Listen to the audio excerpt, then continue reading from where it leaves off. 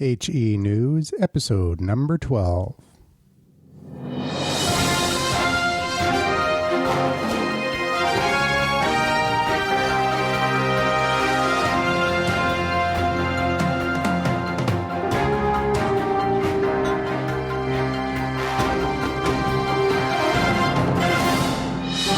Welcome back to another episode of Health Empowerment News with CROFT WOODRUFF. This week, the raw milk controversy. The raw dairy in BC is under attack.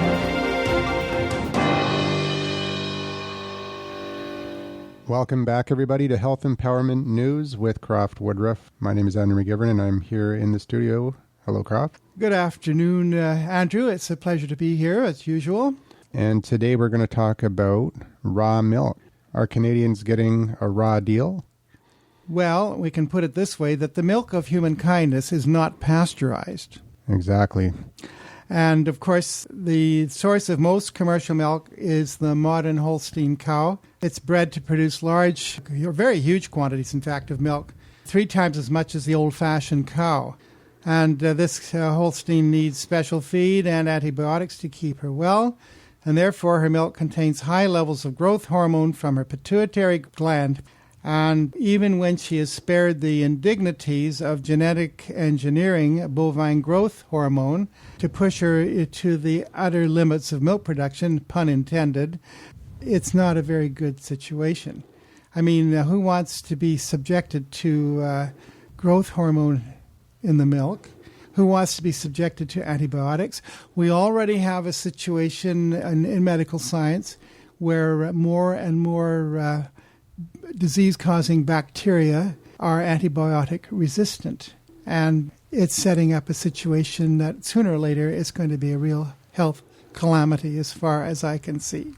Now, of course, in the old days, we used to be able to buy milk from old-fashioned breeds of cows, such as Jerseys, Guernseys, Red Devons, Brown Swiss, or older genetic lines of Holsteins, or from goats or sheep. But, here's something else. Depending on what part of the world you live in, you could be accessing milk from, believe it or not, llamas, camels, mares, water buffalo, or reindeer. And we haven't mentioned, of course, goat milk is available and sheep milk. But the bottom line is that not likely that it is pasteurized. I can remember way back in 1943 living in Vancouver around Gravely and McLean Drive. Immediately north of McLean Drive on Gravely, there was this huge vacant lot, 1 square block. Nowadays, of course, there's some kind of a complex of low rental housing, but it was all bush. And in there you'd find things like blueberries and other kinds of berries, raspberries and the like. And some people down the street had a nanny goat, a female goat, and she was a milker, and she was feeding in that bushland. That's where she was getting her fresh food. And, of course, I'm sure a lot of that was going on then, and I'm certain that a certain amount of it is going on even today in major metropolitan areas.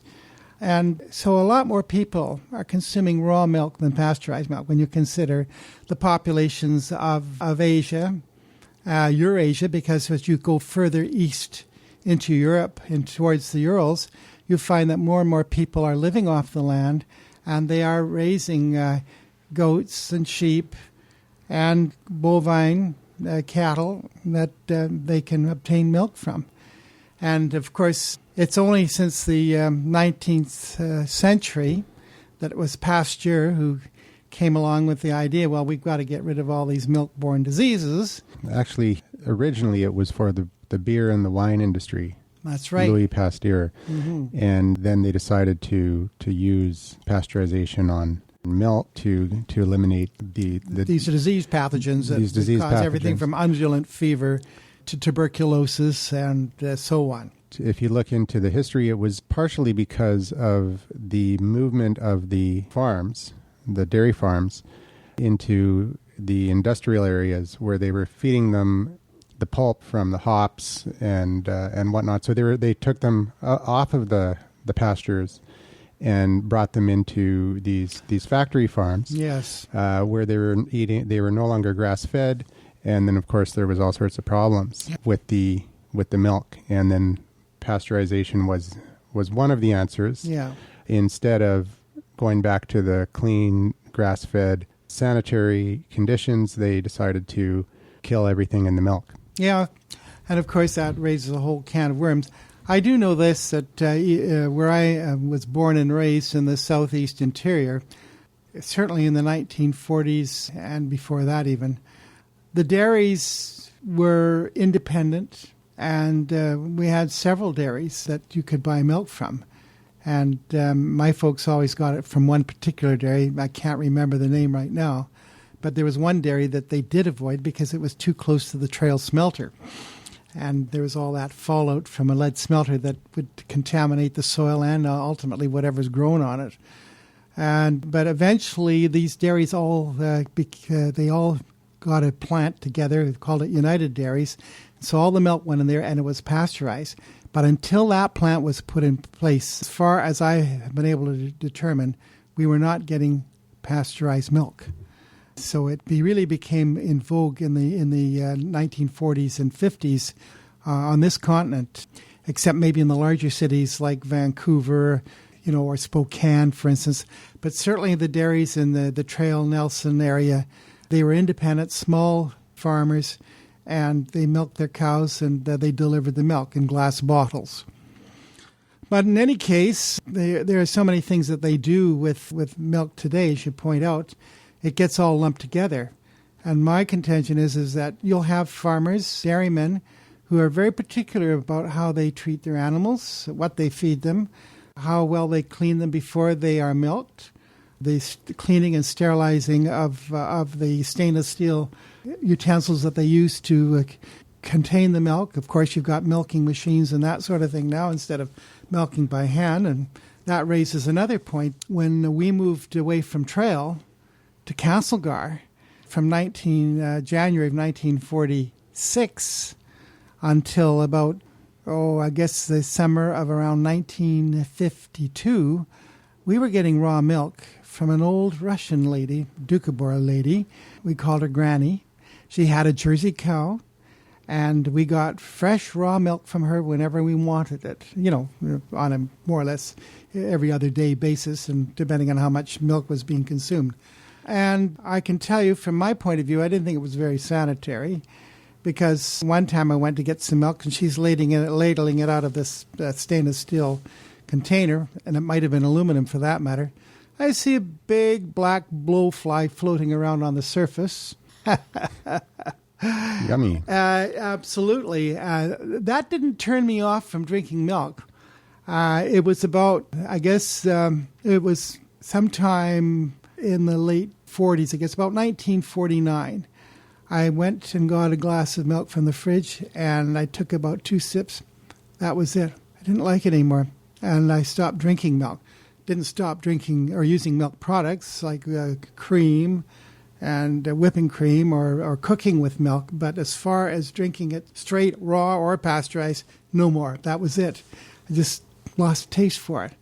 In my own family's experience, my mother's youngest sister, who is 3 years my senior, she could not nurse. My grandmother could not nurse her for some reason or another. I forget exactly what it was, but my grandparents, and they lived in Nelson, they lived way up on the mountainside above what was then the Great Northern Railway Station. This is the railway that came in from Spokane, Washington.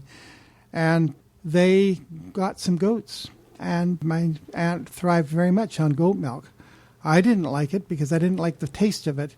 And that was because the goats were either feeding on their own bedding, which would be urine-soaked, or else they were getting into buckbrush, which apparently can also flavor the milk. But it had a definite goat-like taste.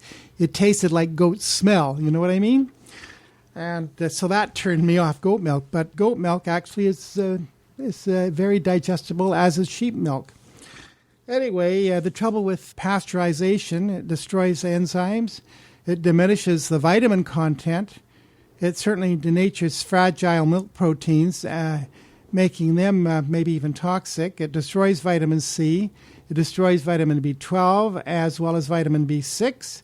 There are beneficial bacteria that are very important for milk, making milk cheese and yogurt and that sort of thing, and promotes the production of pasteurizing, promotes therefore the production of pathogens. And of course, because of the altering of the protein, the calcium is not easily digested and utilized. So it's, aside from being associated with allergies, there's increased susceptibility to tooth decay, colic in infants, and even perhaps growth problems in children. Osteoporosis is another issue that can come on later on, arthritis, heart disease, and cancer. There is definitely a connection between homogenized milk and heart disease, because the cholesterol in the milk, which is in the butter fat, the fat molecules are broken down into smaller globules, if you will, so that the fat doesn't rise to the top anymore. So that's homogenization, putting the milk under pressure and forcing it through small holes to keep the milk from separating? That's right, to keep the cream from separating and rising to the top. And of course, you see raw milk sours naturally, but pasteurized milk turns putrid. The processors must remove slime and, believe it or not, pus, which of course is the the natural antibiotics that are in the milk, which would benefit the nursing calf. And of course, this they use this process called centrifugal clarification. And of course, inspection of dairy herds for disease is not required for pasteurized milk. So you've got some sick cows, some diseased cows, and they're not being checked, they're not being inspected.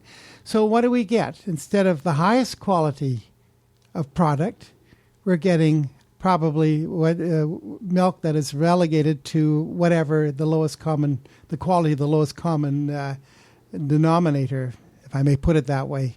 So instead of having, on average, a very high-quality product, you have a low-quality product, maybe within the standards that public health would find acceptable, but anybody interested in food quality would certainly, I think, have objections, knowing that the milk probably, some of that milk is coming from diseased animals.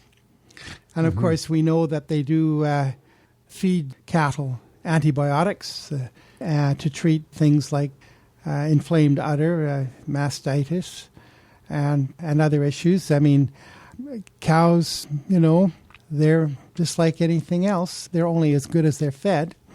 For instance, the pasteurizing was really instituted mostly in the 1920s to combat the TB, infant diarrhea, undulant fever, and other diseases, basically caused by poor animal nutrition.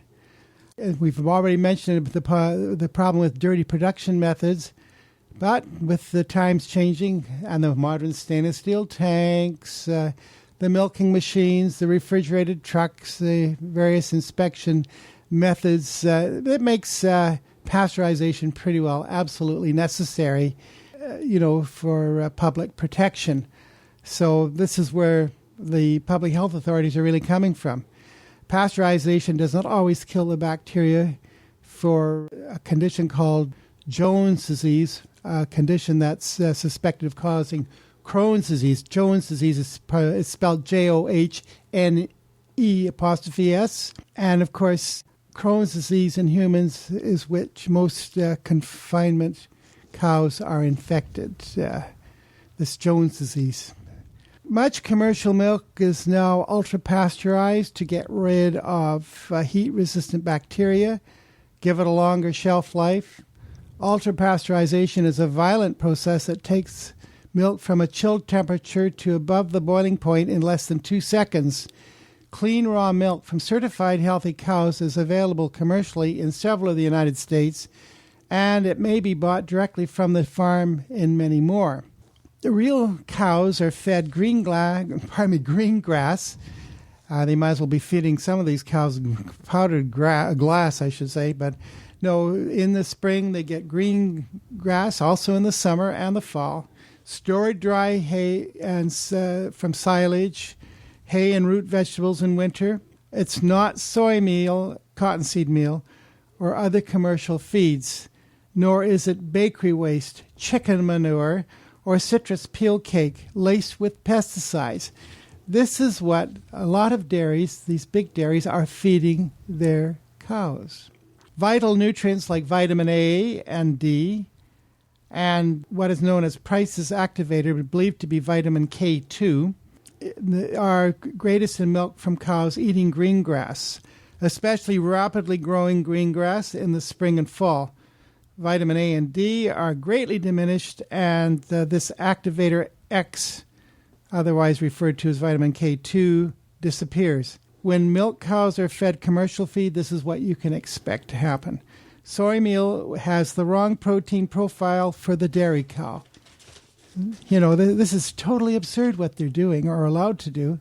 And that results in short bursts of high milk production followed by premature death of the cow. Most milk, even most milk labeled organic, and you have to watch this, comes from dairy cows that are kept in confinement their entire lives, and they never see green grass. The average butterfat content from old-fashioned cows at the turn of the 19th to the 20th century was over 4% or more than 50% of calories. Today, butterfat comprises less than 3% or less than 35% of calories. Worse, consumers have been duped into believing that low-fat and skim milk products are good for them. Only by marketing low-fat and skim milk as a health food can the modern dairy industry get rid of its excess, poor-quality, low-fat milk from modern high-production herds. Butterfat contains vitamin A and D needed for assimilation of calcium and protein in the water fraction of the milk. Without them, protein and calcium are more difficult to utilize and possibly toxic. Butterfat is rich in short and medium chain fatty acids, which protect against disease and stimulate the immune system. It contains glycosphingolipids. I'll spell that out. It's GLYCOSPINGO lipids, LIPIDS. So glycosphingolipids perhaps is the right pronunciation for that, which prevents intestinal distress, and also it contains conjugated linoleic acid, which has strong anti-cancer properties. Powdered skim milk, of course, is the source of dangerous oxidized cholesterol and neurotoxic amino acids. It's added to 1% and 2% milk. Low-fat yogurts and sour creams contain mucopolysaccharide slime to give them body. Pale butter from hay-fed cows contains coloring. It's actually a vegetable coloring matter, annatto, to make it look like vitamin-rich butter from grass-fed cows. Bioengineered enzymes are used in large-scale cheese production.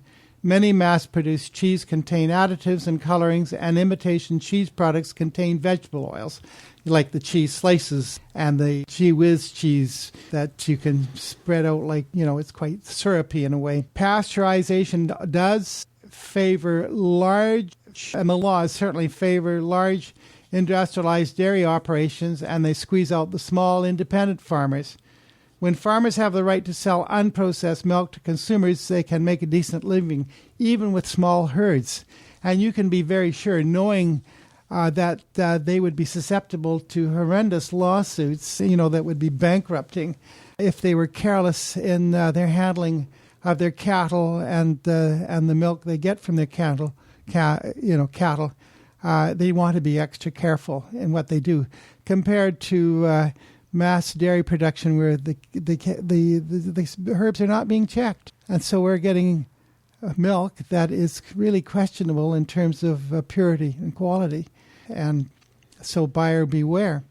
And that's why there are many people who know this and they prefer to get raw milk.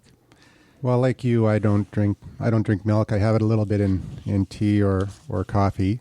But if I was to drink milk, I would drink raw milk. And I think that people should have the option to choose raw milk. Like I said, the dairyman, he's the one that's going to be on the pointed edge of a lawsuit if he slips up in the way he runs his operation. I mean, if he's got hygienic standards, I mean, I know about one dairy that I used to actually carry their products, although they had to be pasteurized because of British Columbia's law on pasteurization. But it was Altadena Dairy in Southern California. And they, of course, everything is washed and sterilized. When the cows are bought in, the cows are washed down. The udder is cleaned, and then it's dried with a towel, with a fresh terry towel, and then the cow is milked. And that terry towel is then used in washing the udder of the next cow, and then a fresh terry towel is used to dry that udder. So it's very, very hygienic in what they're doing. And I know that the public health authorities in California, they have done their best to try and nail this dairy in terms of fecal matter in the milk, this, that, or the other thing in the milk. They've never been able to prove anything.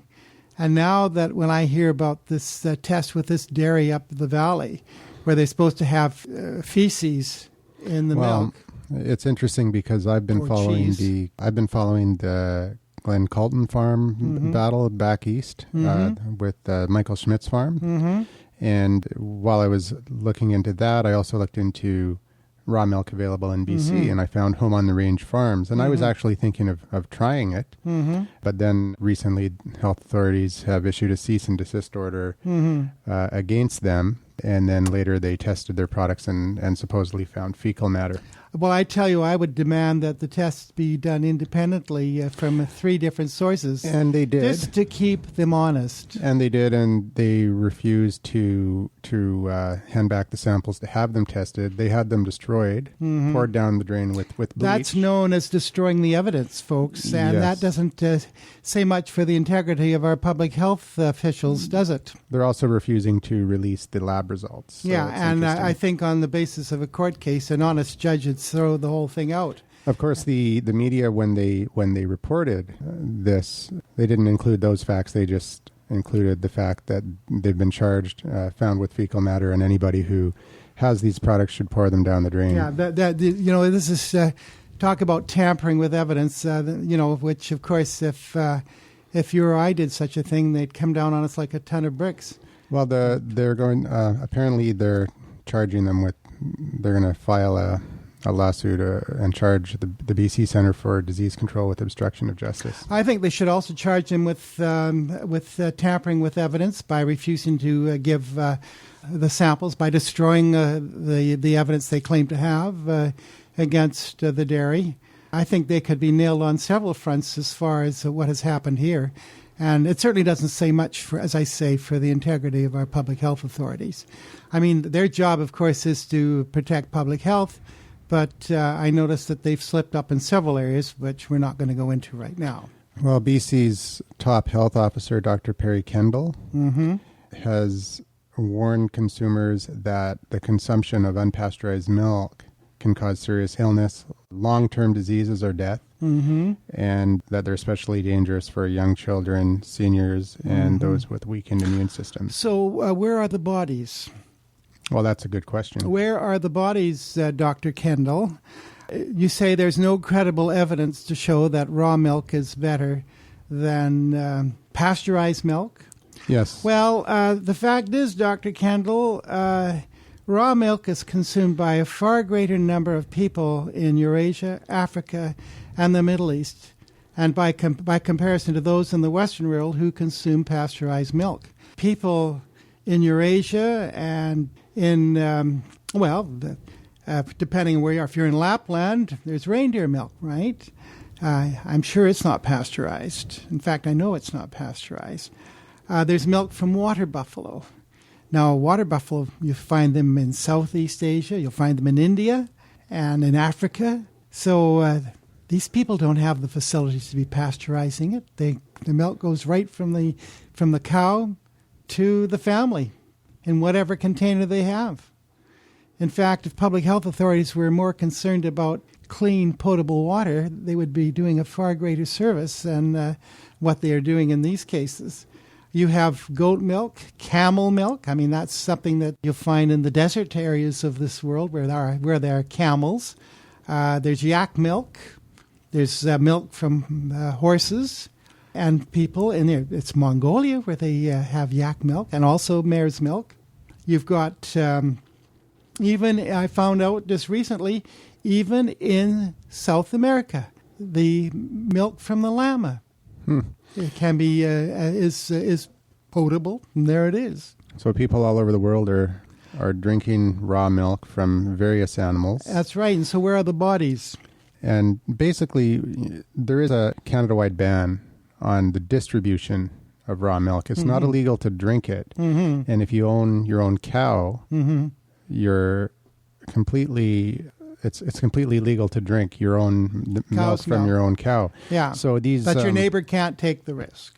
Well, these dairies that are setting themselves up to distribute raw milk aren't really selling the milk. They're selling shares of ownership in the cow. That's right. That's why they're trying to get around it legally. So that means there'll have to be a court case on that score.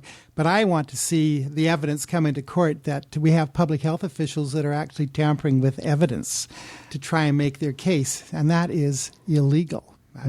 That's an issue we'll have to follow very carefully. In the UK, you can buy raw milk at farmers markets and various other areas. It comes with a warning on the bottle that says may contain harmful bacteria. Well, raw milk actually doesn't contain harmful bacteria. It has natural antibiotics that are in the milk to deal with harmful bacteria, and that is a fact.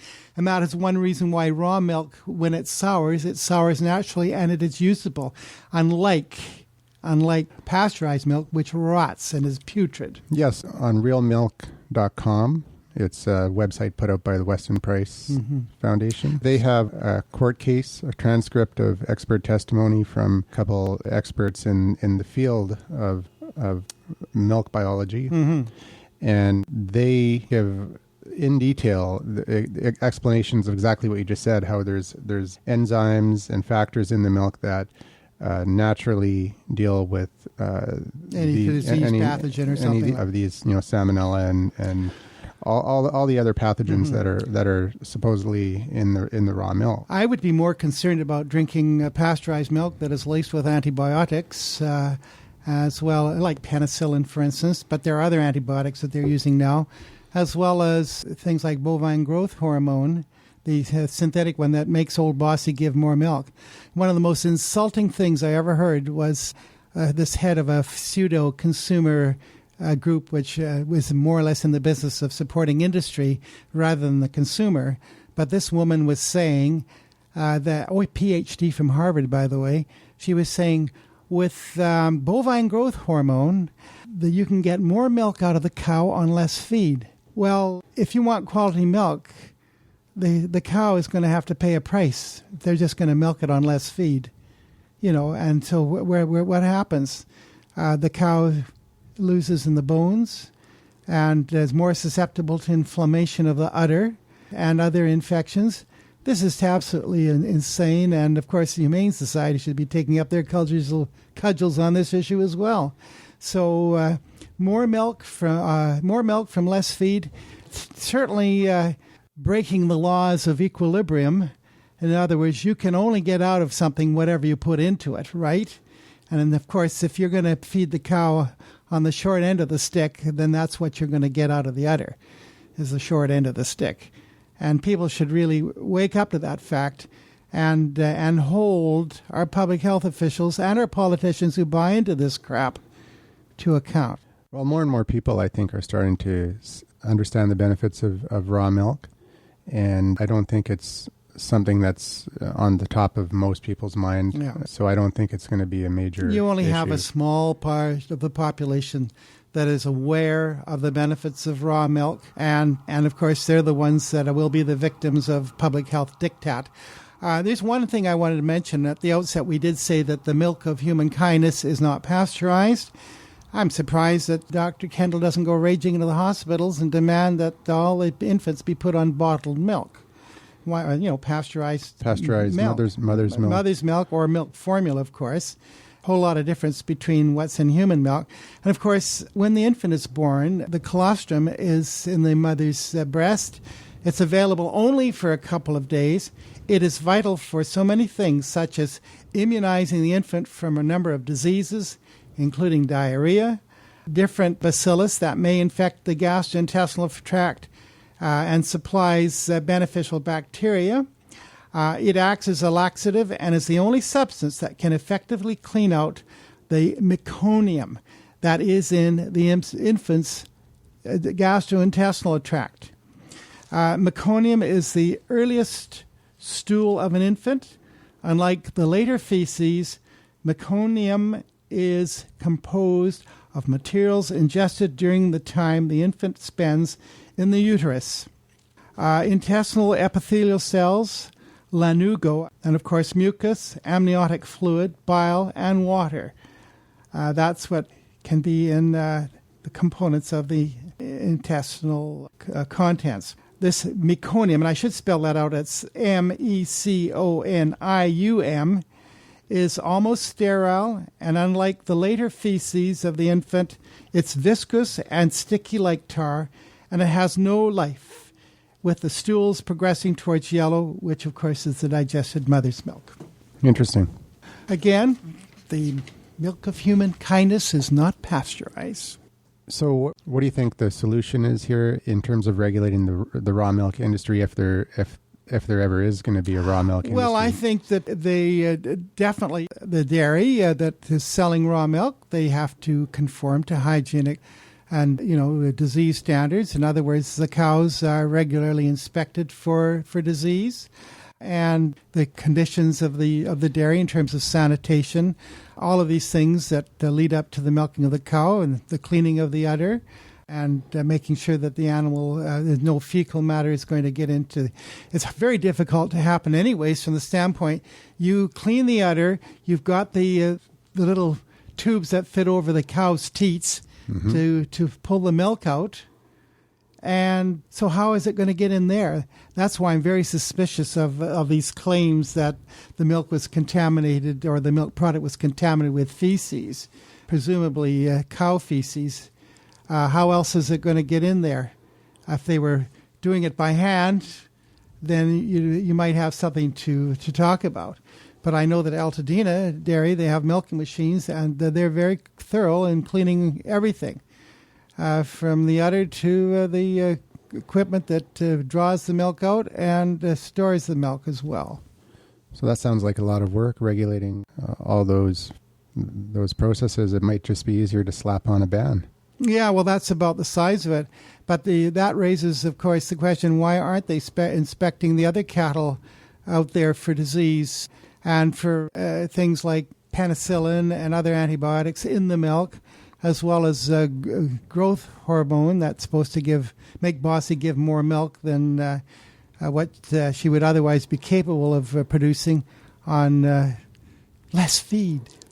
It just boggles the mind. I don't have a problem if they want to, if they believe that there is a small risk of contamination or a small risk of bacteria being present in the milk, that they require a label put on. Mm-hmm. The people who are going to these raw milk dairies aren't just walking into a grocery store and unknowingly buying raw milk. They've done their research, and they have seeked out the raw milk to the point where they buy a share in a cow. Yeah. And so these people, in my opinion, have the right to drink this milk. Well, I think it's a charter of rights issue for sure. But I should like to see an investigation done of those who took these samples and those who did the sampling or testing and threw out those samples and or didn't split the samples and destroyed the split samples. That is, tampering with evidence. That's also obstructing justice as far as I'm concerned. And that basically is the long and the short of it. There's other products on the market that are known to be harmful, such as tobacco and alcohol. Yes, actually, they do put these labels on them, and there's scientific evidence to prove that they're harmful, beyond a shadow of a doubt. Cigarettes are the number one killer, apparently. And then alcohol is the next. And they have a label on every package saying, warning, causes lung cancer, causes emphysema, causes this, causes that. Well, just throw on a label on this raw milk saying may contain harmful bacteria, and that should be it. The consumer is warned, and even though the risk is low, slap a label on there and allow people to make their own choices. So it's going to be very interesting with regard to this whole issue when it comes into court. We'll be following it very closely. There's another issue too, because raw milk was never made illegal in Canada to consume. It's only been made illegal to sell. And raw milk is not under the jurisdiction of the milk and dairy boards. No. And as Michael Schmidt said, health isn't the issue, control is the issue. That's right. So the strongest opponents to the raw dairy industry is the dairy industry itself. And they just don't want the competition. And with raw milk, because it's a specialized service, it allows individual farms, small farms, to survive and prosper and make a living. All these people that are great exponents of the free enterprise system, good old free enterprise, the right to compete, they should be up in arms. And that means every government in the country that got elected on a, free enterprise platform. Now, where are they? Dairy boards and wheat boards, all of these different organizations that create a monopoly and really all it's doing is supporting the very large players in the industry and squeezing out the individual family-owned farms. And the end result is we end up with product that is less optimum in terms of nutritional standards, in terms of hygienic and other standards of cleanliness and contamination. Yep. So if you care about raw milk, maybe you should contact your MLA. Maybe you should. Anybody in Ontario who have been following this and are interested in the right to access raw milk, they should be contacting their member of the provincial parliament and get some action going.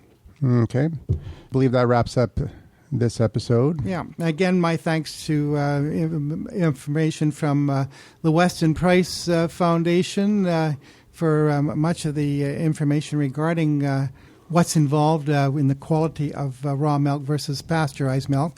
And also there is a book called Touching.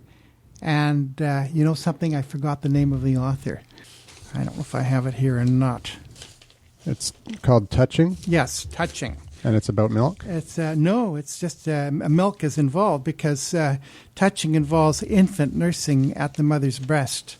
And, it's interesting. Children who are fed raw milk and nursed longness on their mother's milk, which, of course, is raw milk anyway, unless they're exceedingly stupid. Children who are breastfed the longest tend to be the smartest, and they grow bigger. And they're much healthier. And that is a fact. There was a gentleman named Jerry Brunetti, and he has a video, which is actually a lecture that he did while he was in Australia. It's called Food as Medicine.